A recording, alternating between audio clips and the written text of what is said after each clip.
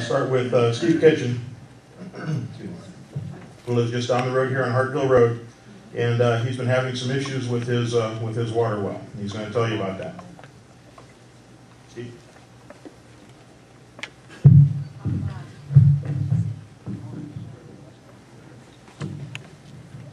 I put the sound system in, so it's my problem. I think we're getting feedback from the speaker, but this speaker maybe. There's a well over on Quail Hollow and Swartz. In September, I opened my spigot, and this black clay, when it was wet it was black, but it's a blue-gray clay, came out with sand. It came out so fast that the water I was putting in my basin could not rinse it away, and it just kept filling up. And as I was thinking about it, which took probably a good part of the day, I started flushing my toilets, and they did the same thing. And the container, the water bowl, was filling up with mud and stuff and stopping up my drains and my spigots that fed the water to the toilets. I thought that was my problem. I've been working with heating and air conditioning and mobile home service for probably over 40 years. My brother had a company, and my son now has the company out in Atwater, Admore Heating and Air Conditioning. And so it's been in the family for a while. I'm not an expert.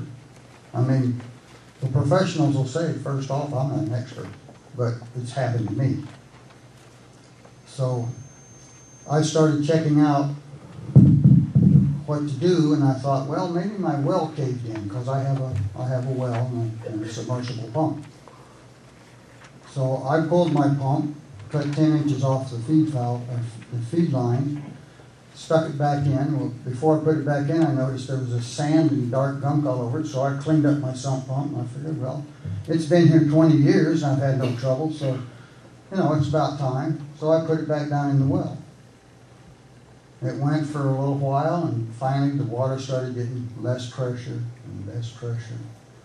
And I had recently bought another water softener. And when I put it in, I put in a filter before the water softener and put it in line and started working.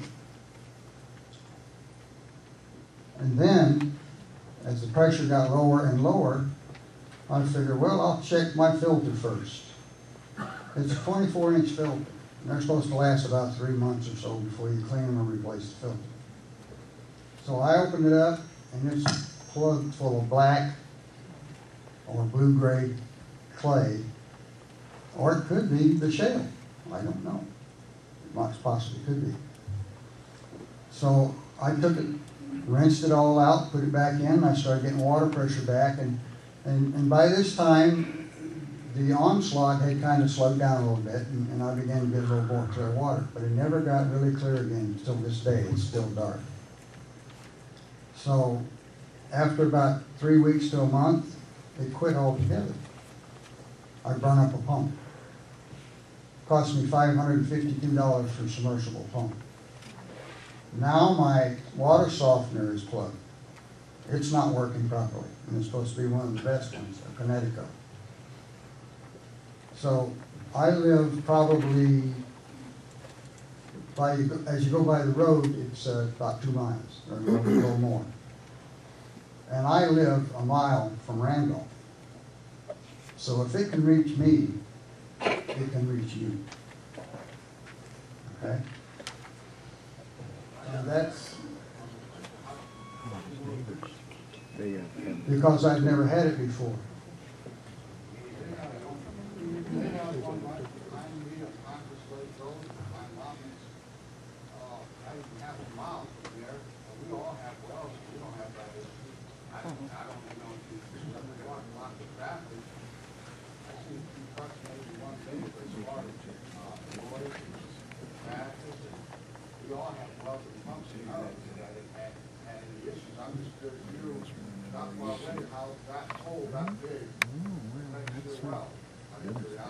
Do you know how much pressure they put on that well?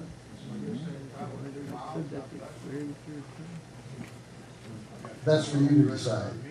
I've been there 20 years, and I've never had anything like this before.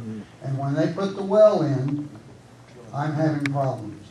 You deduce what you like. I lived in Manchester before I moved this up there, where my well, my pump went bad.